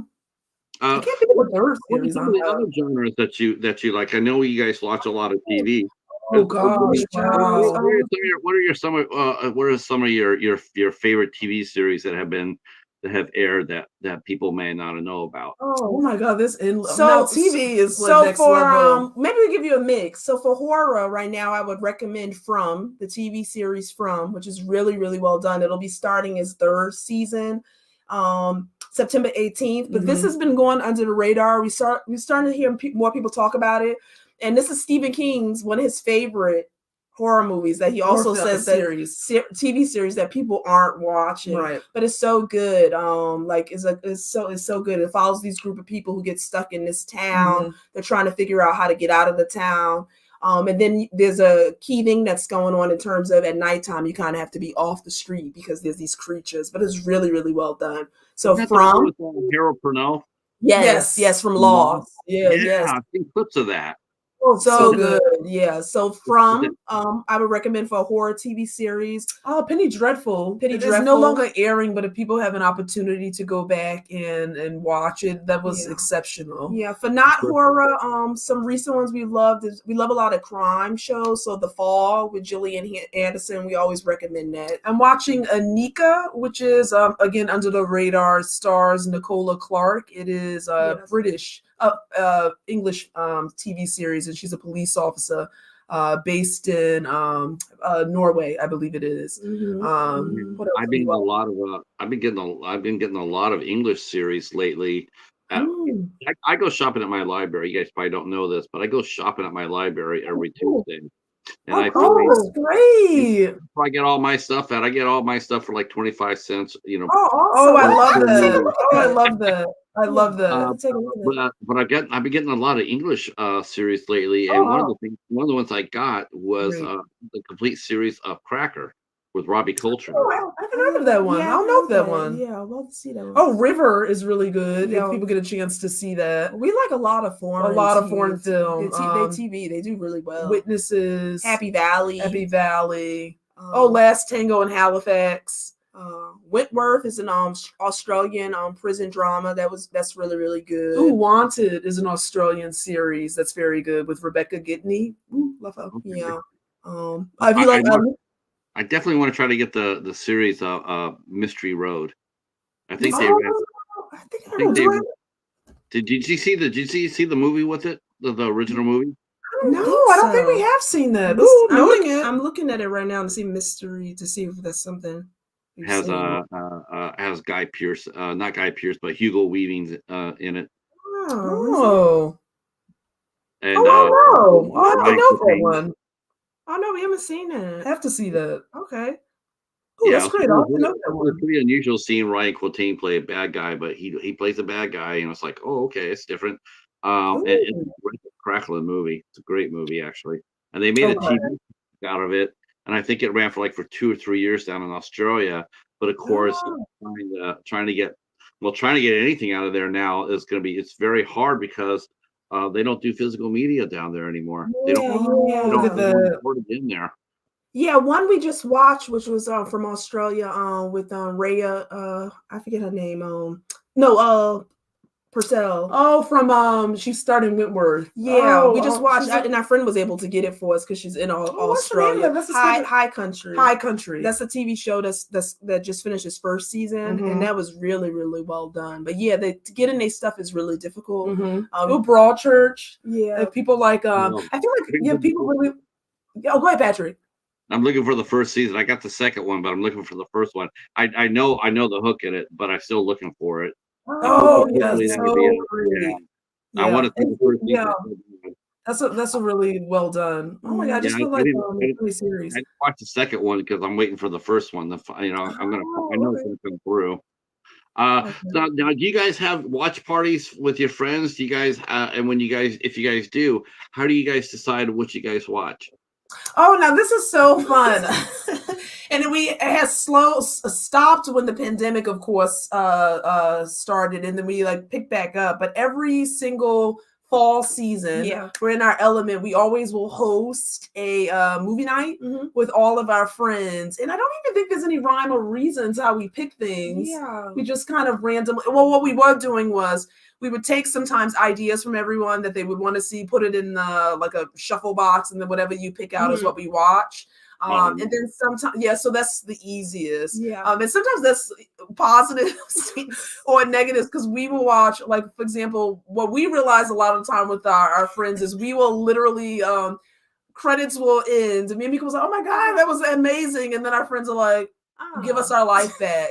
Give us our time back. Like Certain Women is the film that I think of that we thoroughly enjoyed. And like, we love Certain Women, and we had that for a movie night. And me and Kira was like, oh, that was so great. The parallels between like the women's individual stories. And, but our friends was like, what happened in that? Nothing happened. I'm like, what do you mean nothing happened? Like No Man Land. What do you mean nothing happened? So sometimes that's what happens when you pick a film. Now, do you guys rotate it? Like, do you go to their houses and they come to your houses, that sort of thing? Or Meek and I always end up hosting it, and I think it's because we've just always done it, and then we have the space for it, and now with the movie room, oh my gosh, it's even better. But we just kind of let everyone know the date, and and then they just choose the film, and everyone just comes around and we watch it, and then have some dialogue about it. We've been trying to do like kind of a movie club kind of thing. Like we just had some friends over not too long ago, and we watched Origin, Ava DuVernay's movie, and that was really good. So and it had good discussion. So, and we recently utilized the Rave app. So it kind of connects Netflix, Amazon, but you can do an online watch party with friends. So that was really fun to do with some friends who live out of state. We watched The Florida Project. Yeah, you can watch a movie in real time with other people, and they can comment like while you're watching it. So that's pretty cool. And we do that with TV series too, because we have friends. One of my closest friends is from Australia. We have another one that's in London, so we can watch TV shows together. Yeah, like right now she's watching in Australia Desperate Housewives. So it's so funny because she's loving it, and I'm like, oh, we saw that so long ago, but it's so great to have her revisit it, and then she'll recommend some Australian series and dramas and films that we should watch. Pretty cool. Australia has some. It's funny. It's funny. It's like I really didn't realize. It sounds sort of simple-minded, but it's true. But I really didn't realize for a long time that Canada had its own film industry, and it made its own TV series. Like it's exclusive to Canada. Like and next thing you see, well, there's going to be a show that's made in Canada. You're going like, oh, I didn't know they made TV shows up there. I thought they always took what we watch. Exactly. The one that's escaping me that's a Canadian. Like I can see the cast, but I can't think of the title. Yeah. Oh, it starred Billy Zane. Is he the one from Once and Again? Oh no, Billy Campbell. Billy Campbell. I can't think of the name. Yeah. But for Australia, Janet King is a really good series. If people haven't heard of that, to delve into. Follows a solicitor. That one, I think that one actually is playing on Tubi right now. Oh, that's cool. I see. What did I pick up? I picked up I picked up the first season of Blood Ties that came out. You know, it's a Canadian series. I gotta note that one. Haven't seen that. It only ran for 26 episodes. It ran for 19, and then I'm not sure if the second season got released on home media or not. Okay. And that's what happens too with short run series. It's really, what I find really interesting is when the series will run only a year, and sometimes the networks will actually, well, they did anyway. Now see, that's all going to go away now. That's what I'm bummed out about the physical media. I was reading an article, and this guy was sitting there writing about. He was sort of snarky about it. He was sitting there going like how DVD sales are plunging and they're going over 200. You know, it looks like it's on its way out, and I'm going like, of course it's on its way out. There's no one selling it. You put them on the shelves. You put them on the shelves. You're not going to have that kind of low money. I don't. Maybe you're not going to maybe you're not going to make it the heyday. But if you off your shelves like you did before, you're still going to make. You know, you're still going to make money. You're still going to make $500 million or more. Yeah, people will buy it. Oh, there's a market for it. Because we even said too. We love vinyl, and it's just been interesting too to see even the resurgence with vinyl. You know what I mean? Oh, and that's a separate collection. See, we don't even. Yeah, that's like a whole separate collection that we have because we love vinyl too, and we love seeing that become like getting a resurgence, and you have new artists coming out, and things are coming out on vinyl. So it's a market for physical media. Look at the prices. Those prices, man. Oh yeah. Back when I was buying vinyl, you go out there and buy a brand new album for $15, $16. Oh yeah. Now they just oh my god, uptick it. Yeah. I go there now to Target, and they're sitting there with the latest Taylor Swift, and it's like $60. Oh yeah. 30, like 40. That's like 2 months at the library right there. Agreed. And see, most of our vinyl, our dad was a DJ, so we inherited like so much vinyl from him too that he used to have, and we still have to go get more. And we like to hunt. We like to kind of go. That's what I was saying. Where do you usually go to when you go hunting? Where do you go hunt for film? Where we are in Massachusetts, we found a few little gems. So there's one in in Massachusetts, there's a place we love in Lowell. It's a town called Lowell, Mass. And then I found a favorite little spot in Mystic, Connecticut that I love. And then we have a really good one in Worcester. There's one in Boston that we go to. So sprinkled across the state. And especially when we go home, like when we're in New York City, oh my gosh. Yeah, like and even going to like markets, like we were able to find flea markets. We got a good price for. Oh my god, I know. Alanis Morissette, Jagged Little Pill. We found that one, and we've been hunting that one down for a while. Got Janis Joplin Pearl at the flea market. There's a Cher album we found at a flea market. We got it for like $2, and it's this one we wanted for a long time. So it's still like kind of just searching, hunting. And I found Annie Lennox Divas album. Look at this still on Walmart.com of all places for like $13. I said I'll take it. Yeah, it's actually pretty fair. That's a really good price. Yeah. So nice. So sometimes you'll find a little gym. I stay away from Goodwill, but I go to Salvation Army. Exactly. Once in a while, I always go out there tentatively out to yard sales. Exactly. Yes. Sometimes those people sometimes they forget that they're pricing the items to move, but they're a lot of them price the items to stay, because you walk up there and you see that the high prices, you're going like, I can't. I'm not going to. You're asking for $20 when it cost you 18, and now it's like I can't do that. But if we can get down a little lower, I'll be more. Exactly. Negotiating. Yeah. Oh yeah, because we got Bonnie Ray's like first album at a steal at a flea market. But one of our friends was just literally like, "Wow, you're gonna sell that for that?" I'm like, "Hey, don't say anything. Don't say anything." Yeah. I'm close. You know what? You find yourself trying to negotiate a little bit. And I do the same thing. Sometimes I'll see someone, like at the library, the prices are real low, but then they'll try to jack something high, and I'm going like, why is this so high? It's like, if I wanted to pay that, I wouldn't drive all the way down here. I just go home and pay for that price. I'm coming here for the deals. That's Ain't that the truth? Yeah. So what are you looking for? Well, how about this? Oh, here's some fun. I want to know this because I'm sure you guys have some opinions. So, what are some of the movies? I mean, what are some of the worst movies that you've seen? Like when you see people talk about them, you go, Ooh. "That's some." Worst movie. That's really hard. No, but I feel like we've had worse movies. Gosh, I feel like we just watched. Hold on. Wait, let me see if I pull up. Maybe we just wait. Let me pull up the letterbox. No, but we just watched something that was horrible. You did put it in the letterbox. Oh, The Deliverance was horrible. Oh, sorry. yeah. That's we talking about recent. So that was one that we recently watched. I couldn't finish it. Mika barreled through. Deliverance from the '70s. Oh no, we liked that one. Yeah. This one was a recent film that came out this month by director Lee Daniels, and it was on Netflix. It had Glenn Close. It's really sometimes hard because I always like to say it's rare that is a movie that I don't like, but some recent ones like for horror I can say like Trap didn't like. Oh no. Bodies horror one we that didn't like. I'm trying to think if there's any dramas recently that I watched. I'm trying to look to see if there was any dramas we didn't like. I feel like we've enjoyed everything we've seen roughly recently. Yeah, I'm trying to look through to see. Is it safe to say you guys like IFC more than A24? Oh, we love A24. Maybe jointly. I think I would put them neck and neck, honestly. Yeah. Because A24 has so many gems as well. We love them. Jeez. Yeah. 1990s. That was so great.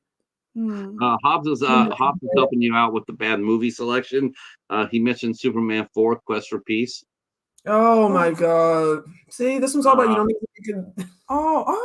I Pie Wagon. That was really good. I enjoyed that one. I believe that's the horror film where the girl it's a mother and daughter.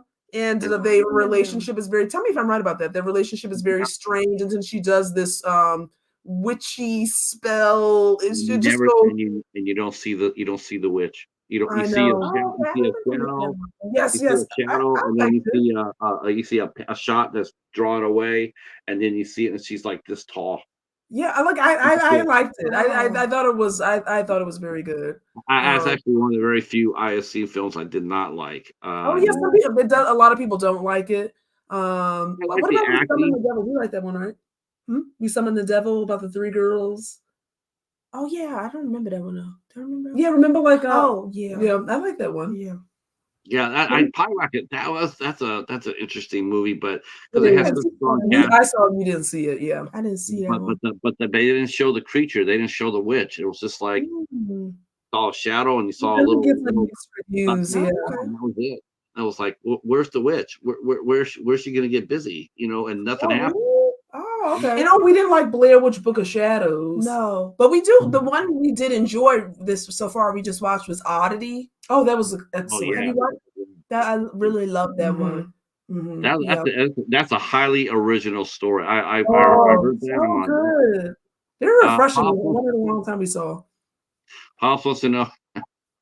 He's just poking me. He wants to know your thoughts on Hereditary.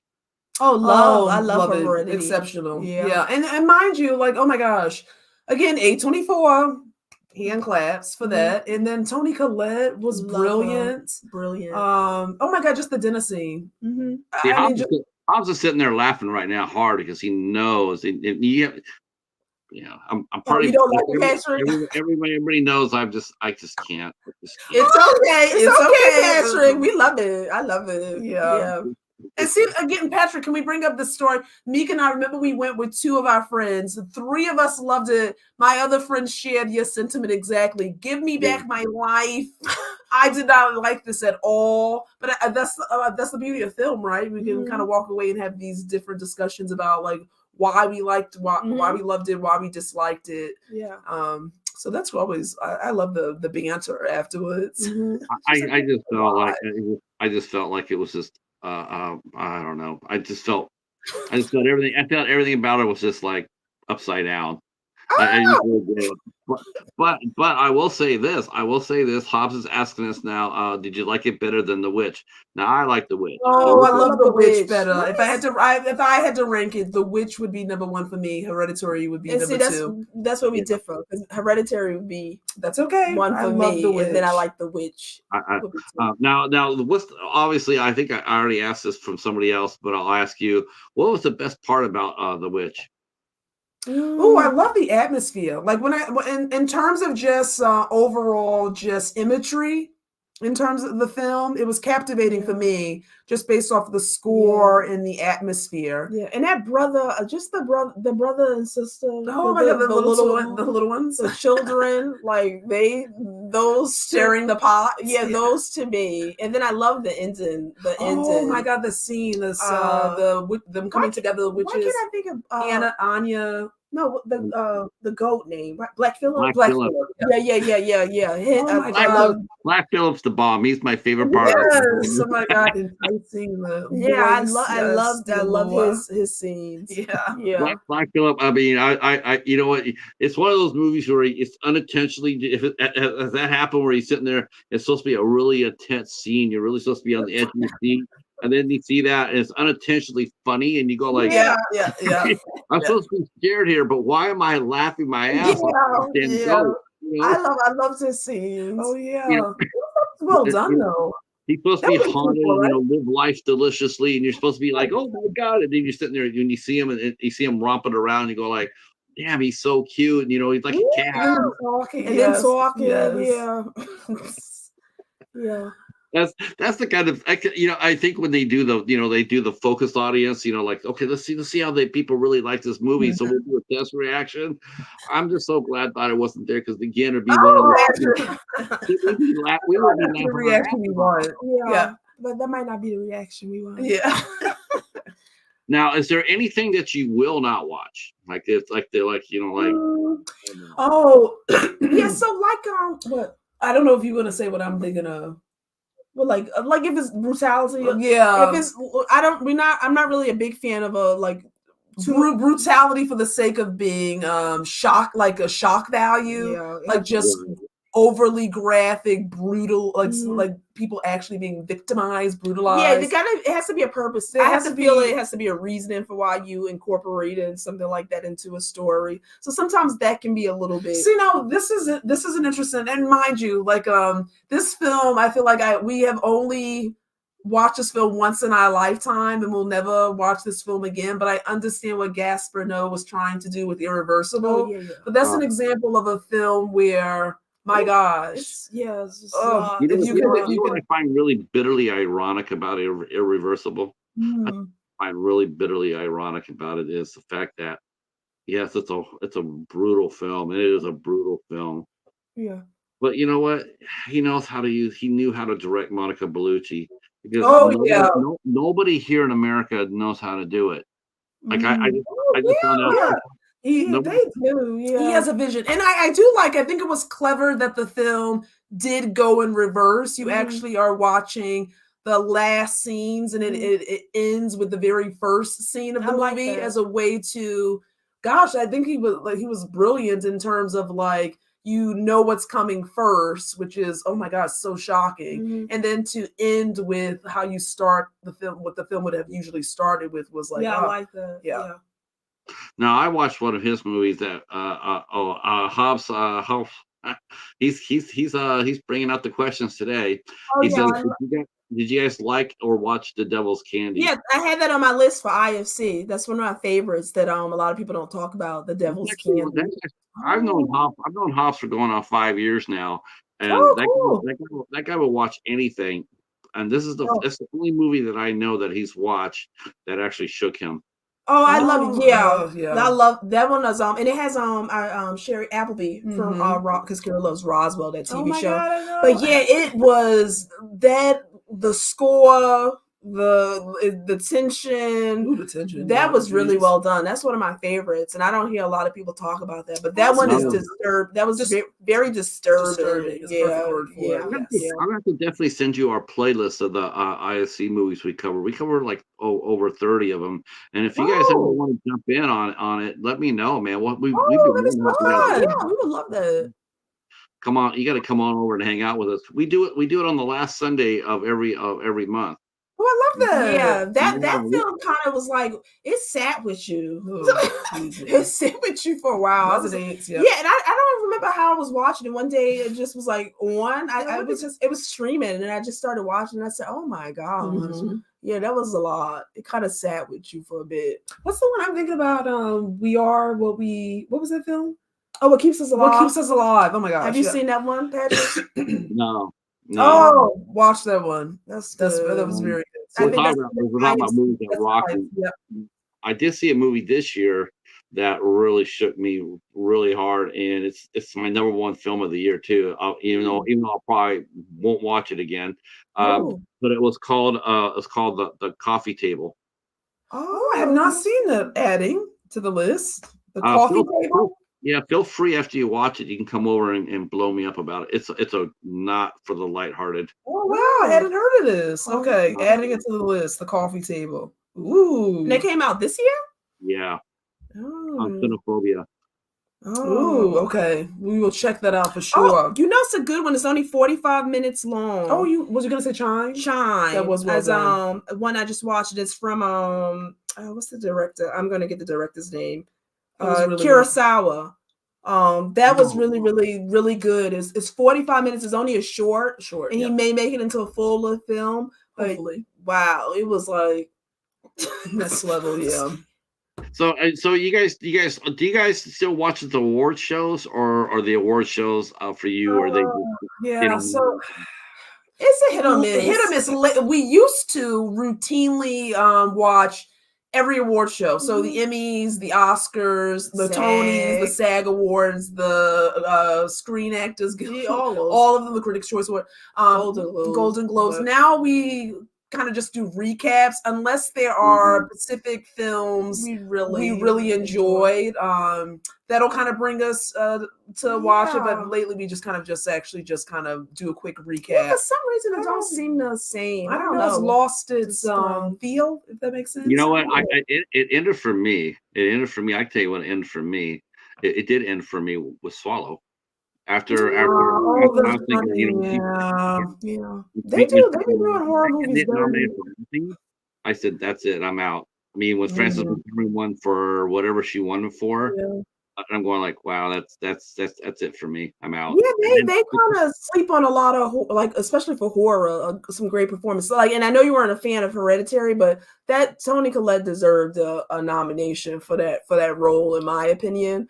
I feel like it was Ari Aster's first film, and I got to be honest with you, what really bothered me was I like Toni Collette. I like Toni Collette. Really like Gabriel Byrne a lot too. What really bummed out was you could tell that it was Ari Aster's first feature film because I like him. He did but my Beau was Afraid too. Oh, Beau was Afraid. He's not everybody cup of tea. No. Yeah. It was almost like he directed the movie from the sense of awe. Like he can't believe he's got these actors, he's directing them because there's a stellar cast. I don't know. I love that. You know what I found about the award show that's interesting? When you think about a full year of films, especially when you can point to the films that are just exceptional and then they don't get any recognition, you're like, okay.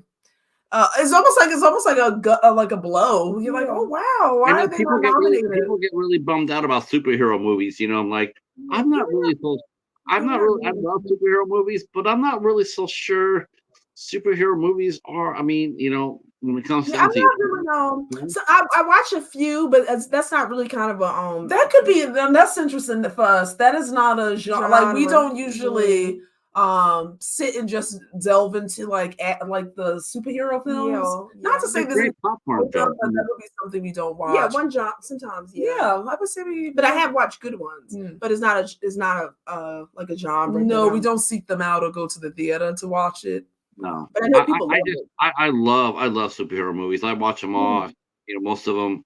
But I They got to be are honest good. with you, when it comes down to them, like actors, best actor awards, I'm not Yeah, there. so I couldn't I give just any don't. feedback on that. Yeah, no, I know you're they gonna wanted add to it. Chadwick Yeah. Boseman to win for they mentioned Chadwick Boseman and Angela Bassett See, of course we watched Black Panther. Oh yeah, yeah, we did. Of course. everybody thought they would be everybody thought they should get nominated, and it's like I love the roles, I love the story and everything else like that, but I'm just thinking, man, when it comes down to like, when I think of the Oscars when I did, I'm Yeah, thinking I know. like Oh, so Schindler's I can List. understand that. Yeah, when you think of the like in terms I of haven't, but you know what? To me, the Academy too, especially when you're looking at people of color, they have a history of not doing it right. Some of the films that you nominate people of color, is like, look, you have all this body of work and you select this film. You know what I mean? So, but to me, we haven't watched it in a long, long time. I just don't really I have think what any. really bothers me about that too, Mika and Kira, is that we're sitting here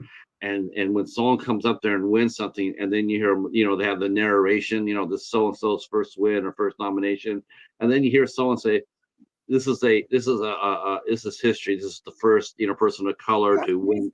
How is this the first time? I mean, how is this the first time anything could be?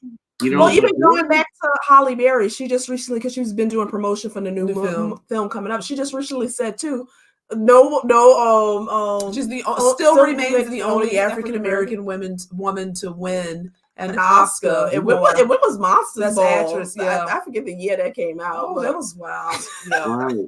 And she's and to me, honestly, she's like, you mentioned some of the movies, but I'm sitting there going like, and the ones we were scraping for, but to me, she's like the only African American woman to lead a horror film. I can't really, for the life of heaven, but like I got like 2,500 films behind me. I can't think of one I can go to and go like, oh yeah, well here you go. I say Abby too. Oh well, Abby. Yes. No one talk about it. I don't even know if you can find. You should actually do like a. You should do like a. You know what, Patrick? We're gonna do that. Spark something with us with that one. Yeah, we're gonna kind of delve in that a little bit because I'm sure I might be. You see, but that requires us to delve into it. We're gonna delve into that. That's gonna be kind of an episode. I like that. I mentioned this. I don't know if you know her or not. I hope that you do, but I did mention it to somebody else. I thought it would be a great panel discussion with you and Kira and Mika and DeRay, Rainbow Fright. Oh, Rainbow Fright! I love her. We love DeRay. Yeah, she's so good. That'd be great. Oh my god, I would love that. Yeah, we gotta make it happen. Yeah, I'm gonna manifest. I just thought it'd be. I would love to see you three get at it. Oh, that'd be awesome. Yeah, we love her. None of us can come up there and sit on panel and understand about the topic. I mean, we can sit there and give opinion, but I don't. I mean, that's ridiculous. To me, it's like this is a good discussion. Oh, I agree. Yes, I like that. Yes, but I'm not qualified to sit in on it. I'm qualified to listen, but I'm not qualified. We appreciate it. Yeah. But no, I gotta, because like I said, I'm gonna delve into a little bit more and really kind of look at flesh it out. Yeah, look at the films and stuff. So highlight, plant the seed, discover. Yeah. I would be very, very interested in seeing that. I'm thinking maybe Julia, maybe from the 70s. Oh, Julia, yeah. That's, I said Abby, Julia, and like I said, I know kind of we can flush it out. Yeah, I like that. Yeah, we're gonna do it. I like it. That would be I would love to see it. Yes, for sure. I've kept you past a little bit past our time. Oh, didn't notice that. Look at that. Good conversation. Okay, well, let's talk then. Let's keep going for a little bit, if you guys don't mind. Oh, no, that's So still good. that just really rankled me when I was sitting there thinking about it, and I'm just like, man, I just don't get it. I don't get that. I'm like, because I love horror movies, and most of the people in our chat, they're big horror fans, and I'm like, you know what? I read a lot of reviews and whatnot, and going like, and actually, I can't remember any time anybody reviewed Gothica recently. Oh no, I think you're right about that. That might be a fun one too. Yeah, breakdowns. Yeah. Yeah, because I love Yeah, We I haven't seen that recently in a while too. Oh my gosh. It'd be good to revisit it. revisit it. Yeah. Now, are you guys big into the classic films as well? Some of the, from the 40s and the 50s. Are you big classic? Now that black would and be white? like I would say. Yeah, we got I watched that's a Criterion now. Our Kira recently got a Carnival of Souls. Right. Enjoyed that one. What's the other one? You got me. Oni Baba. I'm probably butchering that. Oh, you can say. Oni Baba. Oh yeah, you are brutalizing that. I can't. Yeah, I know what you're I talking always about. butcher Nosferatu. Oh no, I got it. That one too. Right. Yeah. But see that I will say That is an area we want to get a little bit more into. Exactly. Yeah. But there's some what is it? White. It was on Is it horror? Yeah. I just watched it. Who's in it? White Zombie? Was it White Zombie? White Zombie. Yes. Okay. Yes. Yeah. That was good. I really enjoyed that one. I like those old. I like those old classic. The public domain movies from the 30s. And 40s. See, like I feel like Sunset Boulevard is one that I love. Yeah, we get it. We start to get it. Watch more. Yeah, and get a little bit more into. Oh, you like What Happened to Baby Jane? There's some little pockets of things that. Yeah, but the like 40s, 50s. I will definitely want to delve more into that for sure. I just watched my first Hammer film last week. Oh yeah, Hammer horror. Yes. They got some cool box sets. You'll see the box. But I haven't delved into those. But they have some nice opening the door box sets too. Yeah, I could not. Yeah, box. I have to keep my eyes open for those because they go quick. But I'll show you what I got for $1 though. Oh.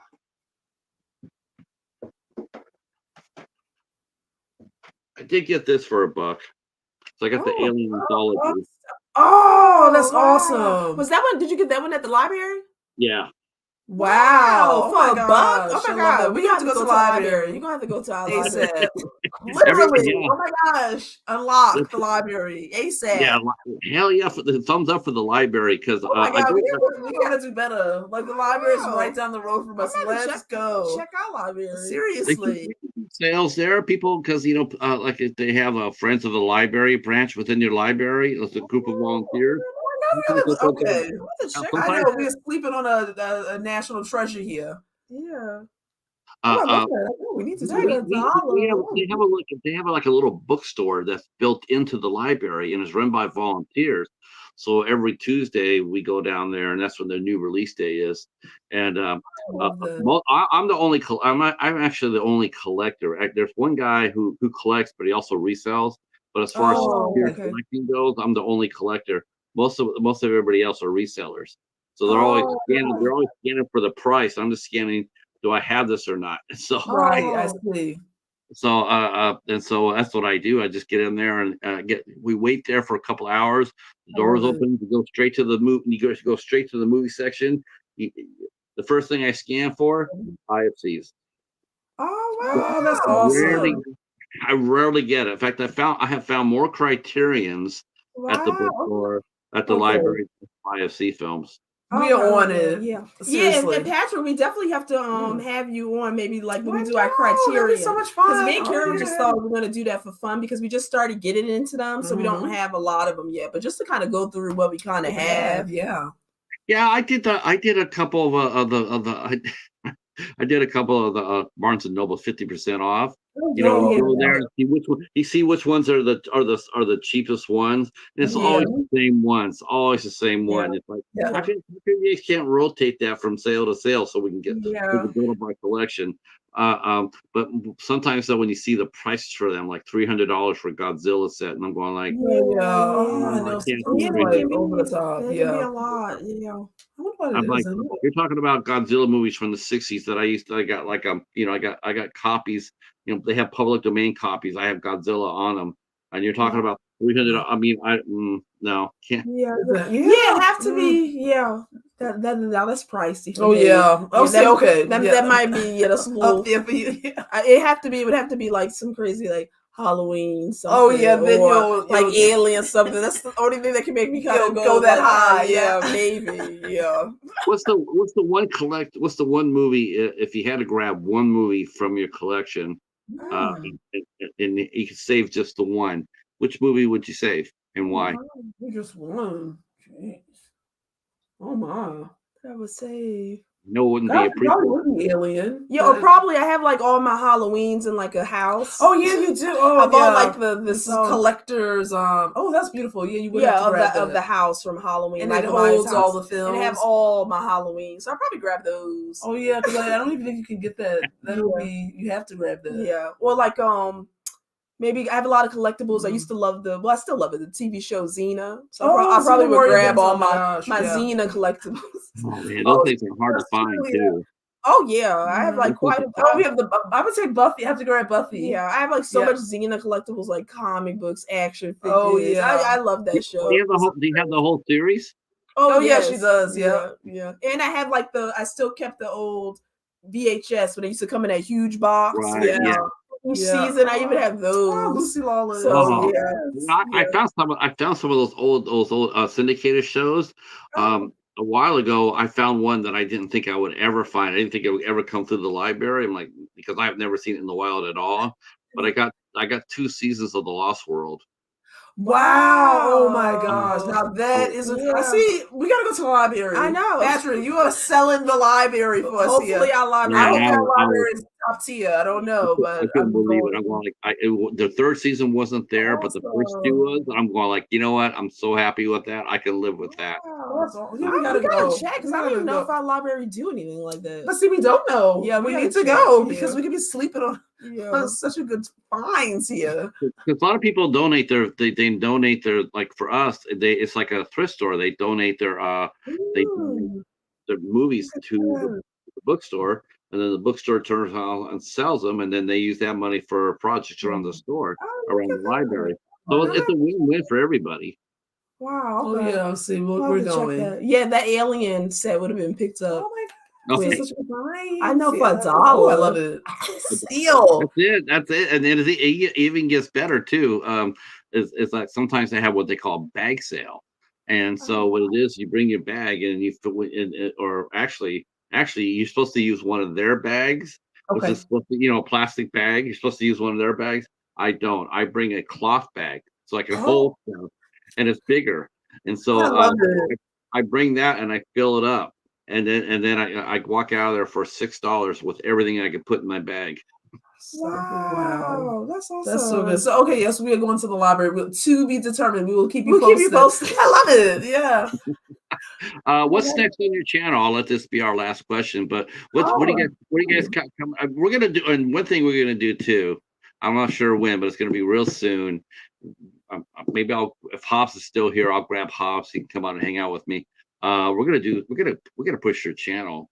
You guys have a little over 300, and that's just wrong to me. We gotta. And you know, one thing, Patrick, we will say, because we know we are guilty of this. Everyone, we do not like post, like we don't put out the content frequently. So I feel like a part of it is like we have to do better in terms of being more present and more consistent.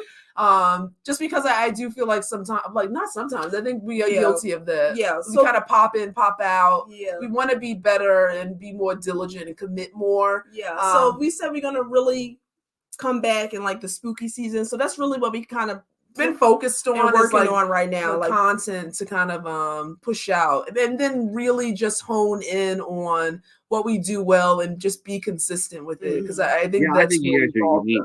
You definitely got unique. You definitely got a unique calling card. And the fact is that I've seen you guys on other people's channels. That's what I started asking about. And so I saw how much fun you guys are as guests. Nice. And I went over your channel. It's like, wow, back then it was under 300. I'm like, how come they only got this many? I mean, I see them in chats with 15, 20 people. So where is that translating to the push? Where yes. Oh yeah. Well, we appreciate it, but we're gonna be good with that consistency. Yes, we have to be. And one of our segments we're working on that we want to do every week is our On Your Radar, and it's just focusing more so on films that people may have not have heard about, or like just giving some attention, giving more buzz. Like Gothica would be something you could actually talk about in that segment. Yeah. So that's what we're gonna be great. I do. We do a segment called Dollar Theater. I call it Dollar Theater. Hobbs does. We do our we used to call it Dollar Tree Theater, but Dollar Tree doesn't sell any movies anymore. But it's any movie that you can get for $1.25 or less. If you can get a movie for $1, and then we go talk about that. So I do that, and so it's all over the place. It's same thing with Hobbs. Hobbs is all over the place. His is more horror oriented, but that's what we do too. We just find movies that like I got requested to do the Dark Castle one, and nice. That's actually the first time anybody ever asked me to come to review a movie. Like, can you review that? And I'm like, yeah, I could do that. I'll be happy to do that. So yeah, if you guys get that up and running, I'll be happy to push it. Oh, awesome! Thank you. We appreciate it. Oh yeah, because we. Meka and I, we literally just work so much that we want to give equal attention to what we love. Like, this is fun for us, it's creative, but we don't give it nearly enough attention, and we enjoy it every time we connect with people and we do it. So we just have to do our part. Yeah, be more present. Yeah. Sure, I get it. Will you guys come back? Oh my goodness, yes. Oh my God, Patrick, of course. Yes, and when we're up and running, we'll have you as a guest. Sure. Yes. I am looking forward, and I'm so happy that hopefully it'll work. Hopefully you guys will reach out to her and make that happen. But if you and Ray get together about that, I'll be pushing that like tomorrow. I really love to see you guys chop it up. Yeah. I think it'll be a really interesting, because it's just more than just movies. There's a little so layered. Found it. And I'd love to hear your opinion about it. Awesome. Thanks. Yes, Patrick. I appreciate that. I think it'll be so much fun. I definitely got to make it happen. Yeah, and this was fun. I know. We had so much fun tonight. Before we go, I guess definitely got to throw off the calendar here real quick, because we do got calendar coming up. We got shows coming up. Next Tuesday, the 15th, Sunday at 8:00. The Midnight Society has returned. That's right. The Midnight Society has returned on the 15th. I'll be joined by the Nat. The Cat and the Nat are reuniting to talk about comedies, and we'll be talking. I love that. Lighthearted fun. High and American Pie. We've loved both movies. We love both movies. So good. We're gonna discuss what makes them so damn good. What makes them so special. Oh my God, we'll have to check that out for sure. Oh my God, I haven't seen American Pie forever. I know. I got. I'll be covering American Pie. We'll have to rewatch that. Oh my God, so funny. JT's gonna cover Fast Times at Ridgemont High. Yes, love that. I love that movie. Oh my God. Yeah, that's one of my favorites. So that's going to happen on Sunday, this Sunday at 8:00 on my channel and his channel. On the 17th, we have podcasters James and Mike from Bacon is My Podcast, and they'll be here on the 17th. That's the name of their podcast. I love the name. Yeah, that's awesome. That's funny. Bacon is My podcast. They'll be here next That's hilarious. They'll be here 8:00 this Tuesday on the 18th. We have Laura Shadire will be here with us. When she gets here, she'll just be Shadire, but we'll be talking with Laura Shadire. She is a multi hyphenated talent. She's an actress, visual artist, a poet, and a dog rescuer. So we'll be talking to her. Wow. Look at that. Yeah. See, just how Patrick is doing. We got to get like you said, Patrick. You see how you got your itinerary organized. Look at that. Okay. See?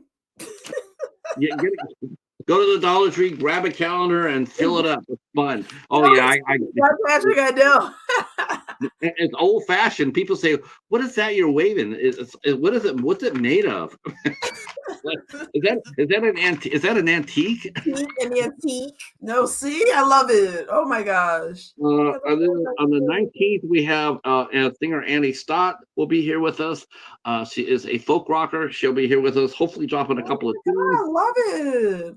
And on the 21st of September, a Saturday at 4 p.m., a special matinee show with actress Carrie Goodwin and Maria Paris from the new kick-ass cowboy movie taken from Rio Bravo. I love this. I love this lineup. Wow. If you like Westerns, that'll be the show to show up for. Yeah, love it. Very versatile. Awesome. Oh my God, look at that. Okay. See? Got to get on your level, Patrick.